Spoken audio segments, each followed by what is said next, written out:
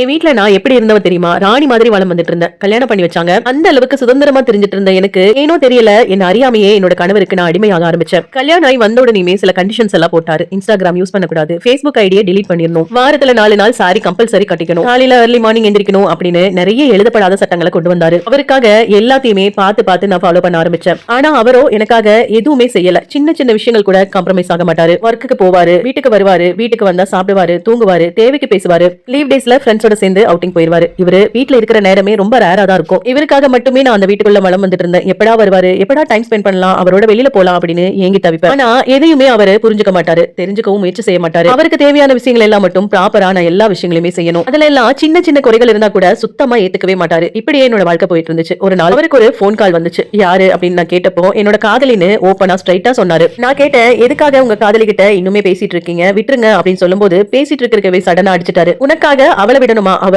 எப்பேற்பட்டவ தெரியுமா, அவளை நான் எந்த இடத்துல வச்சிருக்கேன் தெரியுமா அப்படின்னு அடிக்க ஆரம்பிச்சிட்டாரு. இருக்கட்டும், கல்யாணத்துக்கு முன்னாடி எல்லாமே நடந்திருக்கலாம், ஆனா கல்யாணத்துக்கு அப்புறம் இப்ப நான் இருக்கேன், இப்போ அவ எதுக்கு அவகிட்டயே பேசணும் அப்படின்னு கேட்டேன். அதுக்கும் திருப்பி அடிதான். அடிச்சுட்டு எப்பவும் போல வெளியில போயிட்டாரு. அப்போ அந்த நொடி நான் யோசிச்சேன், இவருக்காக எல்லாமே செய்யறோம், ஆனா இவர் எனக்காக எதுவுமே செய்யறதுக்கு முன் வரதில்ல. இது என்ன வாழ்க்கை அப்படிங்கிற மாதிரி தோணுச்சு. கல்யாணத்துக்கு முன்னாடி எல்லாம் ஜாலியா ஆபீஸ்ல எல்லாரோடையும் பேசி சிரிச்சு, லீவ் டேஸ்ல ஃப்ரெண்ட்ஸோட அவுட்டிங்ல தான் இருப்பேன். இப்படி சுதந்திரமா இருந்த நமக்கு இவருக்காக வீட்டுக்குள்ளேயே முடங்கி கிடந்தாலும் அவர் நமக்காக ஒரு நொடி கூட டைம் ஸ்பெண்ட் பண்ண தயாரா இல்ல அப்படிங்கறத நான் உணர்ந்தேன். மாமியார் பிரச்சனையோ, மாமனார் பிரச்சனையோ, நாத்தனாருங்க பிரச்சனையோ அப்படி எல்லாம் எதுவுமே எனக்கு கிடையாது. எல்லாத்துக்கும் மொத்தமா இவர் தான் பிரச்சனை. திருப்பியும் இன்ஸ்டாகிராம் யூஸ் பண்ண ஆரம்பிச்சேன். எனக்கு பிடிச்ச மாதிரி மாடர்ன் ட்ரெஸ் போட்டுக்கிட்டேன். எனக்கு என்னெல்லாம் பிடிக்க ஆரம்பிச்சதோ எல்லாமே செய்ய ஸ்டார்ட் பண்ணிட்டேன். நான் ஒர்க் பண்ண அதே இடத்துல திருப்பி ஒர்க் கண்டினியூ பண்ண ஆரம்பிச்சிட்டேன். ஒர்க்குக்கு கிளம்பி போறப்போ அவருக்கு ஒரே ஷாக். மறுபடியும் திரும்ப பழையபடி அவ்வளவு கேள்விகள் கேட்டாரு. எதுக்குமே நான் செவிக்ஸ் ஆயிக்கவே இல்ல. உங்களுக்கு பிடிச்ச மாதிரி நீங்க வாழ்க்கையை வாழ்றீங்க, அது மாதிரி எனக்கு பிடிச்ச மாதிரி ஒரு வாழ்க்கை இருக்கு, அதை நான் வாழ்ந்துதான் ஆகணும் அப்படின்னு ஸ்ட்ரிக்ட்டா சொன்னேன். அடிக்க வந்தாரு, கையை பிடிச்சிட்டேன். இனி இதுக்கு மேல ஒரு அடி என் மேல விழுந்தா அடுத்தது 2 அடி அங்க விழுகும் அப்படின்னு சொல்லி சொன்னேன். அப்படியே ஸ்தம்பித்து போய் நின்னாரு.